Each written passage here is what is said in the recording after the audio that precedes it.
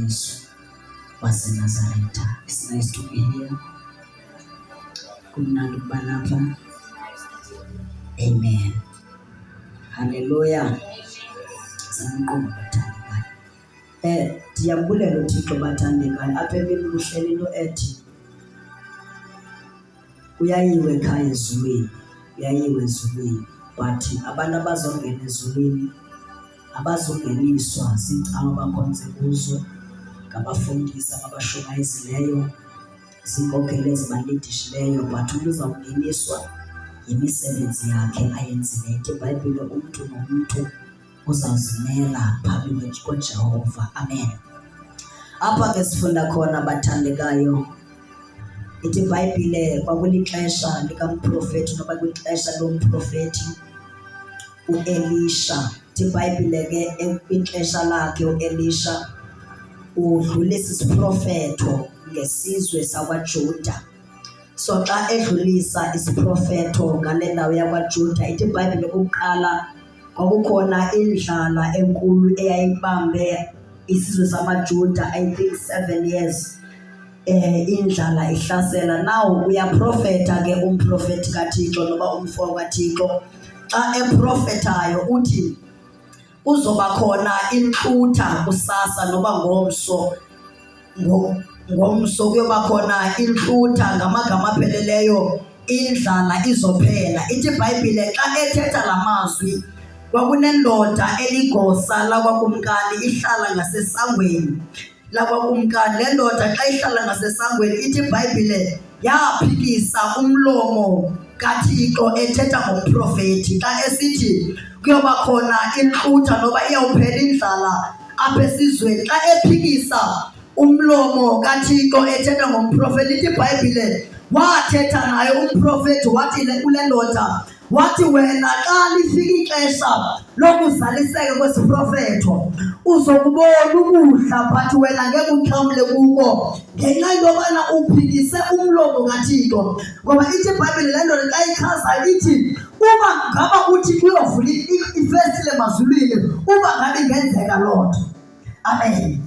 So ndidanento ethe entliziyweni yam noba ngaba kuthiwa umdawutha kangakanani uThixo, ungaze uphikisane nokuthetha kwakhe, ngoba kuyokwenzeka xa uphikisana nako ukuthetha kukaThixo ubone izinto ezintle zisenzeka ebantwini bakwaThixo, but kuwe zingenzeki ngoba wena uphikise umlomo kaJehova. Sengathi le ndoda xa iphikisa umprofethi yaqale ya-undermine uba ngubani uthethayo. Yathi ekubeni imjonge uba ngubani, yathi akho nto elungileyo engaphuma kulo mntu. Ngoba xa uthetha uThixo, uThixo okokuqala uthetha noba kunabani na. Angathetha uThixo ukukhulula izinto zakho ngomntu wena omjongele phantsi. Angathetha uThixo ngomntu odelekile nasekuhlaleni, kanti nomntu uzothetha ukhululeke impilo yakho. Then ithi iBhayibhile le ndoda xa ethetha umprofethi yathi ngeke yenzeke loo nto. Ngaba uJehova angavula ifestile emazulwini. Ithi iBhayibhile emveni kokuthi kwethethile kwakunamadoda amane. Namadoda amane ithi iBhayibhile achazwa ngoba ayinethoko noba ayingamadoda aneqhenqe. Lamadoda njengoba eneqhenqe ayekhutshiwe esihlekweni, erejectiwe, easolatiwe, ebekelwe bucala ebantwini. But njengoba ekhutshiwe ebantwini, yithi iBhayibhile athe ehleli ayaxoxa namadoda enye kwenye, ithi njengoba silapha sikhutshiwe, uba ngaba siyabuyela ezweni lethu siyobulawa, noba ngaba singena kwimfazwe yama-Arab siyobulawa, athi senze njani? Ngoba impilo yethu i-useless. Ngoba xa sijonga thina sibona kungekho themba empilweni yethu. Yintoni esingayenza ukuze siphume kule meko sikuyo? La madoda okokuqala ayagula. Sengathi enye kwenye ithi xa ngabe ithetha, mfowethu isimo sam siyafana nesakho. Ithi uyagula, nenye ithi nam ndiyagula. Ithi sirejectiwe, ithi nenye nirejectiwe. But singenza nto sikule meko sikuyo, ngoba imeko yethu iyafana. kwemeko yethu, akuthi ukufana kwemeko yethu kuyosenza siphelele kule ndawo, akuthi ukufana kwesimo sethu masifele kule ndawo. Haleluya. Sengathi la madoda a-understand kweyodwa athi noma kuyenzeka siyafa kodwa masingafeli kule meko, noma kuyenzeka siyalahleka nobomi bethu kodwa masingafeli kule ndawo sikuyo. Sengathi esithi noma sinekhoko, noma sirejectiwe ngabantu, noma abantu bengasijongela ngathweni, noma abantu besijongele phansi, kodwa sikwazi ukufa sifele kwisimo esijongene naso. Asikwazi ukufa sifele kwimeko yethu. Then athi masenze ntoni? Sengathi kangabe simasenze ntoni, yatheke kangabe icebisene ithi ndiyaliva icebo lakho, but into endibetha yimeko endikuyo. Andikwazi ukuphakama kwimeko endikuyo ngoba le meko endibambile. Yabona umntu xa enothoko wayenuka, wangekho umntu wayefisa ukusondela kuyo, wangekho umntu wayefuna ukuba ngumhlobo wakhe because of imeko yakhe. Mhlambe eyakho imeko ingcono wena, noma kuthiwa yimeko yeminyaka, abantu basasondela kuwe, abantu basakwazi ukubulisa, abantu basakwazi ukuthetha nawe. La madoda ayebekele kuqala, erejectiwe emphakathini, erejectwe kunasi ifemeli zawo. Wena ifemeli yakho isathetha nawe, wena abantu osebenza nabo basathetha nawe, but la madoda sekanabantu babengafuni into ebadibanisa nawe. Lozama ukusondela kubo, wayebuza abantu ufunani ngabo bantu banje. Lozama ukuzisondeza kubo, wayebuza ufunani ngolu hlobo oluthi. Sengala madoda noma erejectiwe, ebekele ubuqala ebantwini. Sengathi njengoba erejectiwe ahlele usizi, selemdaka noma mdaka, selisimo sabo sinzima. Ngiboneke sinisithulo ahlele mane kunesizwe ezinkulu, but amadoda ahlele njengoba ehleli sengathi ayebambele kanje. Athi noma sihle lapha asikwazi ukufela lapha, noma silapha namhlanje asikwazi ukuphela lapha. Yithe into ngabithetha senze njani uma ngaba sibuyela ngaphakathi siyobulawa, uma ngaba sibuyela siyaphi ama-Arab nawe sibulala ngoba asinamandla. But ukuhlangana kwabo with unity, unity is the power. Sengathi ngoba sihlangele kanje, noma siwike ebantwini, noma sikuthathaka, but i-unity yethu iyosenza sibe ngabantu esenabanamandla. Ubunye bethu buyosenza silonakalisa ilizwe lama-Arab.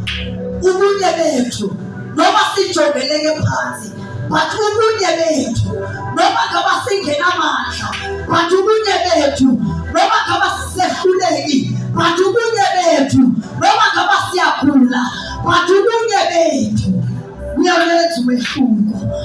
UJehova kadingi bantu baninzi, uJehova kadingi bantu abakhulu, but udinga abantu abazobambana. Bathi yebo siyehlulakala, bathi siyangena, sengathi siyangena eshaka zethu, noma sidelekile, bathi sizongena eSouth Africa. Babuza ingene kanjani, singene ngobunye because ubunye bethu ungayinyakazisa iSouth Africa, noma ngaba sidelekile, noma ngaba singenamandla, noma ngaba siyakhula, yebo sirejectiwe emphakathini, but ubunye bethu, ubunye bethu, ubunye bethu, ubunye bethu ungalwenza utshintsho. Nokubambana kwami ubuwiki bami, ndingangaba ndisiwa andiphakamise, kangabe siwa ndimphakamise. Apha hlulakala khona siyakwazi ukubhekana. Kangabe ubunye bungekho bahlebana phakathi, kangabe ubunye bungekho bakhomana bodwa, kangabe ubunye bukhona ebahlule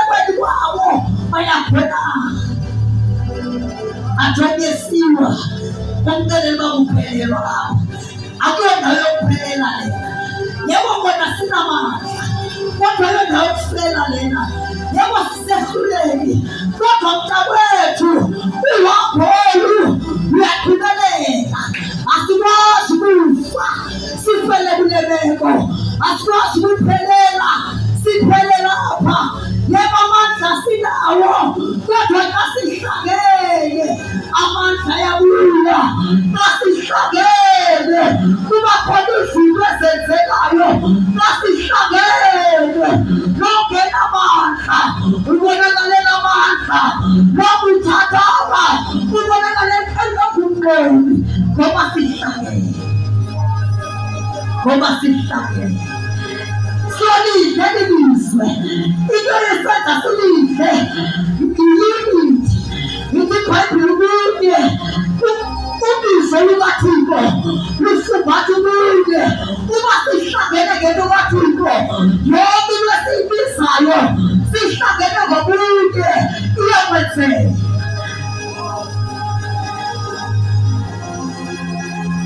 Ngexesha lePentekoste esehla umoya oyingcwele sagehliswe izithayili zabo, sagehliswe ngamagama abo, sagehliswe into yobana behlangene nje babehliswa bubunye ngoba lithi iBhayibhile babehlangene bemxhelomnye babenhliziyonye besabelana nganto yonke behlamandla kamoya oyingcwele. Lithi iBhayibhile emveni kwamandla kamoya oyingcwele kwenzeka izimangaliso kodwa ikala kuyunithi. Ikala kuyunithi noma sirejectiwe noma sijogeleke phansi kodwa ikhona into engenzeka noma singena amandla nje noma sigula abantu bengasiboneli intweni kodwa ikhona into engenzeka nasekhayeni lakho nokuhlangana kwethu apha ikhona into engenzeka nalapha eSouth Africa nokuhlangana kwethu apha ikhona into engenzeka kuleshaka zethu yonakele kangaka ikhona into engenzeka. UThixo akadingi bantu abanamandla, akadingi bantu abanamagama amakhulu, akadingi bantu aba-powerful, but udinga abantu abathi yebo sibancinci, yebo asinamandla but we can make it. Singakwazi kuyenza lento. Yebo ngiyavuma ndikwazi ukuhlabelela, awukwazi ukushumayela kodwa ikhona into ongayenza. Namadoda akanamagama abizwa ngawo, akanamagama aziwa ngawo, aziwa ngemeko yawo. Kuthiwa ngamadoda anokhomo, kuthiwa ngamadoda agulayo, akabizwa nangeefani zawo but abizwa ngeemeko zawo. But xa esiza lithi iBhayibhile kwaba ngathi umkhosi omkhulu xa engena kwiphi yama-Aramu. Angena kwiphi yama-Aramu inamajoni akhona aqeqeshela imfazwe but xa engena khona emadoda sizongena kwindawo ekuthiwa kungenwa kuso kuthiwa ibungene kanjani kungenxa yeyunithi.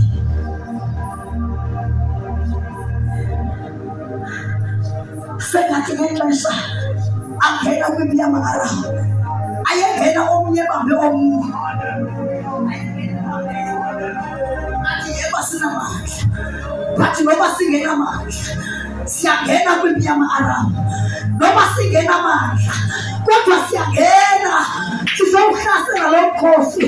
Uba kubiza ukufa masife, uba kubiza ukuphinda masiphinde kodwa sizongena kwiphi yama-Aramu. Yithi iBhayibhile kayesiza uJehova ngoba uJehova wethu akasiyekeleli, ngoba uThixo wethu akasiyekeleli. Apho simuthatha ngakhona uba ngamandla wethu, apho sehluleka khona uba ngamandla. Sataya Likamando Sela Atasaya Yili Tiko Yili Jehova umkhosi lona nabamkhulu imfazwe lena nelikhulu sikade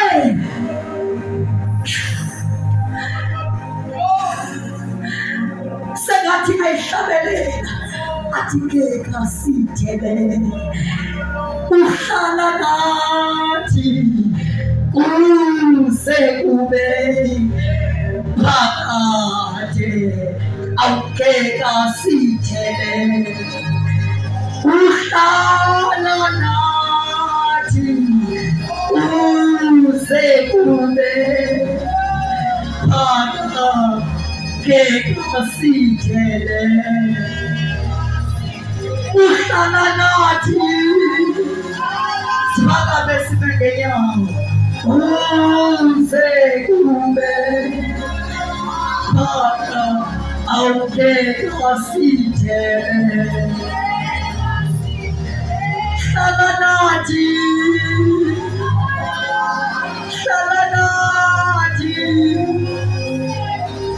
kube awuke kasithebele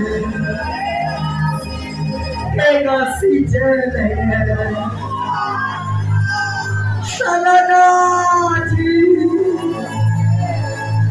kube phakade awuke kasithebele uhlala nathi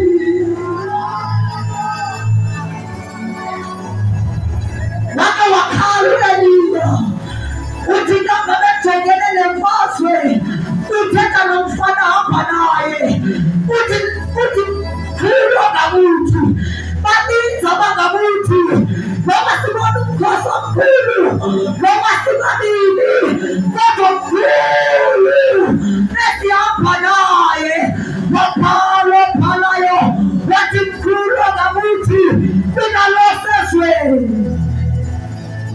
khulu ngakuthi lo sezweni khulu ngakuthi lo sezweni khulu ngakuthi lo sezweni noma sibonakala sibambalwa noma sibonakala sibanini khulu ngakuthi vula umlomo wakho uthandaze ngegama likaYesu waseNazaretha ngegama likaYesu waseNazaretha Nkosi singasithetha kweli xesha sithethe njengeyunithi sithethe njengobunye sithethe njengeyunithi